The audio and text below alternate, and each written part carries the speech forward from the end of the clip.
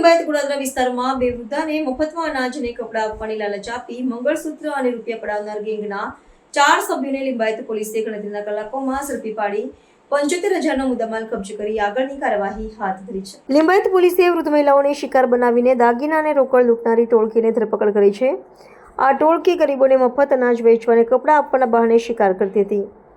ગત 7 ઓક્ટોબરે સાંજે જ્યારે પર્વત ગામની ચંદ્રલોક સોસાયટીની વૃદ્ધ મહિલા સિંધુબેન ગવેરી શંકરનગર સ્થિત લિંબાયત મમતા ટોકીઝ પાસે કરિયાણું લેવા ગઈ હતી, ત્યાં 4 શખ્સોએ તેની પાસે આવ્યા અને તેને ગરીબોને ફક્ત અનાજ આપવામાં આવે છે તેમ કહીને થોડેક દૂર લઈ ગયા હતા. ત્યારબાદ ગેંગે ભીડના બહાનું બતાવી સિંધુબેનને તેમનું મંગળસૂત્ર અને પર્સ આપવા માટે કહ્યું. આ રીતે તેમણે વૃદ્ધાના 30,000 રૂપિયા મૂલ્યના દાગીના અને 4,000 રૂપિયાની રોકડ લઈને રફુચક્કર થઈ ગયા.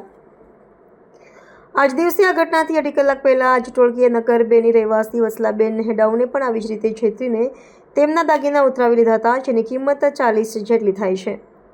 બંને ઘટનાઓની ફરિયાદ લિંબાયત પોલીસ મથકે દાખલ થઈ છે. પોલીસે તાત્કાલિક કાર્યવાહી કરી અને ગણતરીના કલાકોની અંદર જ આરોપીઓને દબોચ્યા હતા. પોલીસે અમદાવાદના નેહરુનગર વિસ્તારના ભીમા શાંતિલાલ બાવરી, અર્જુન શાંતિલાલ બાવરી, ભગવાન પ્રક્રિયા, પકીઓ શ્રવણજી બાવરી અને વડોદરાના મનોજ શંકર બાવરીની ધરપકડ કરી છે. પોલીસે તેમની પાસેથી 75,000 રૂપિયા કિંમતના દાગીના અને નાણાં કબજે કર્યા છે. લિંબાયત પોલીસ સ્ટેશન વિસ્તારમાં એક જ દિવસે અડધા કલાકની અંદર અલગ અલગ નજીકના વિસ્તારમાં 2 બનાવ બનવા પામ્યા હતા, જેમાં સિંધુબાઈ જેઓ નરેશભાઈ ગૌરીના પત્ની છે, જેઓ વિધવા છે, જેમની ઉંમર 57 વર્ષ છે, અને બીજા છે એ વસલા તે કૃષ્ણાભાઈ હેડાવની પત્ની, જેઓની ઉંમર 60 છે, જેઓ બંને જ હાઉસવાઇફ તરીકે જ ઘરે રહે છે. પર્વતનગર પાટિયા લિંબાયત પર્વતગામ લિંબાયતની જે વિસ્તાર છે ત્યાંથી જ અડધા કલાકના અંતરે આ બંને લેડીઝ ઊભા હતા અને સૌથી પહેલાં જે સિંધુબાઈ નરેશભાઈ ગૌરે છે એમને જે આરોપીઓ છે 4 જણ, જેમના ક્રમશઃ નામ છે ભીમાભાઈ શાંતિલાલ રાઠોડ, અર્જુન ઉર્ફે અજય શાંતિલાલ રાઠોડ બાવરી, ભગવાન ઉર્ફે પ્રકાશ ઉર્ફે પકીઓ શ્રવણજીભાઈ બાવરી, મનોજ શંકરરાય બાવરી, જેઓ તમામ કૃષ્ણનગર કુબેરનગરના અમદાવાદના રહેવાસી છે. આ 4 જણાએ એ અમો વાપરી હતી કે ફરિયાદીને કહ્યું હતું કે થોડાક આગળ જવાથી એક ટેમ્પો ઊભો છે અને ત્યાં દિવાળીના નિમિત્તે મફતનું અનાજ આપી રહ્યા છીએ, તો તમે થોડી વાર અહીંયા ઊભા રહો, ત્યાં લાઈન બહુ જ મોટી છે, અમે પરત જ્યારે લાઈન થોડી ઓછી થાય ત્યારે પરત આવી અને તમને કહીએ છીએ ને લઈ જઈએ છીએ.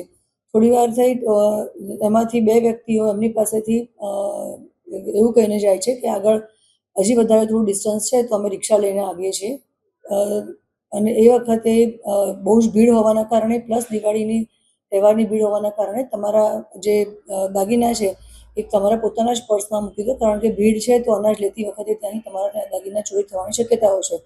એટલે બહેને પોતે જાતે દાગીના જે પહેરેલી માળા અને વીંટીને હતું એ બધું પોતાના પર્સમાં મૂકી દીધું અને પેલા 2 જણા આગળ રિક્ષા લેવા જઉં છું એમ કરીને ગયા. થોડી વાર થઈને ન આવતા જે બીજા 2 માણસ ઈસમો જે છે, આ બંને આરોપી છે કે જેઓ બેન પાસે ઊભા હતા, એમણે કીધું કે તમારું પર્સ મને આપી દો, આગળ બહુ ભીડ છે, પરંતુ હું જે રિક્ષા લેવા માટે ગયા છે બંને ભાઈઓ હજી આવ્યા નથી, તો અમે રિક્ષા લઈને આવ્યા. એ સમયે સમય સૂચકતા વાપરી અને જે આ જ પ્રકારની એમો જે વસલાબેન સાથે પણ એ લોકોએ અડધો કલાક પહેલાં જ વાપરી હતી, એમાં સિંધુબાઈ અને વસલાબેન એ બંને પાસેથી આ જ એમોથી પર્સ લઈ આગળ દિવાળી નિમિત્તે મફત અનાજ વેચવામાં આવી રહ્યું છે એવું કહી અને એમનું પર્સ લઈ અને ત્યાંથી ભાગી છૂટ્યા હતા. જે બંને ફરિયાદી છે પોલીસ સ્ટેશન લિંબાયત ખાતે આવ્યા હતા અને ફરિયાદ દાખલ થયેલી હતી. ગણતરીના કલાકોમાં જ ટીમ રવાના કરી અને સીસીટીવી ચેક કરી અને અમે લોકોએ 4 આરોપીને પકડી લીધા છે અને તમામ મુદ્દામાલ પણ કબજે લીધો છે.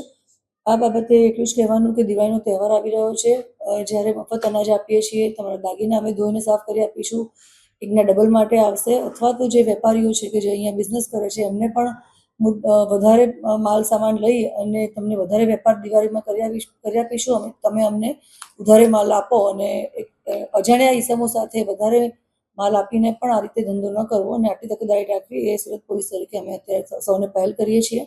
ગણતરીના કલાકોમાં આરોપી પણ પકડી લીધેલા છે. તમામ મુદ્દામાલ બંને બહેનો પાસે ગળામાં પહેરવાની ચેઇન હતી, એકમાં 3 માળાની ચેઇન હતી અને એકમાં સિંગલ ચેઇન હતી અને એમણે વીંટી પહેરેલી તમામ મુદ્દામાલ અમે કબજે કર્યો છે અને જે આરોપીઓ છે એમાં જે નંબર 1 આરોપી છે ભીમાભાઈ શાંતિલાલ રાઠોડ, જેઓ કુબેરનગર અમદાવાદના રહેવાસી છે. એમના વિરુદ્ધમાં અમરાઈવાડીમાં, સુરતમાં અને કૃષ્ણનગરમાં આ જ પ્રકારે ચીટિંગનું અને લૂંટની પણ ફરિયાદ દાખલ થયેલી છે. જે આરોપી નંબર 2 છે, જેઓ અર્જુન ઉર્ફે અજય શાંતિલાલ રાઠોડ બાવરી, જેઓ નહેરુનગરના છાપરા પાસે રહે છે કુબેરનગરમાં, એમના વિરુદ્ધમાં પણ 4 ગુનાઓ દાખલ થયેલા છે અમરાઈવાડી, સરદારનગર, જુનાગઢ અને સુરત રેલવેમાં. અને જે ત્રીજા અને ચોથા આરોપી છે એમના વિરુદ્ધમાં પણ અમદાવાદમાં સોલા હાઈકોર્ટ પોલીસ સ્ટેશનમાં, સુરત એ ઉપરાંત બરોડામાં છાણીમાં, અમરાઈવાડી અને અમદાવાદમાં સુરત અમરાઈવાડીમાં અને સુરત રેલવેમાં પણ અલગ અલગ ગુનાઓ દાખલ થયેલા છે.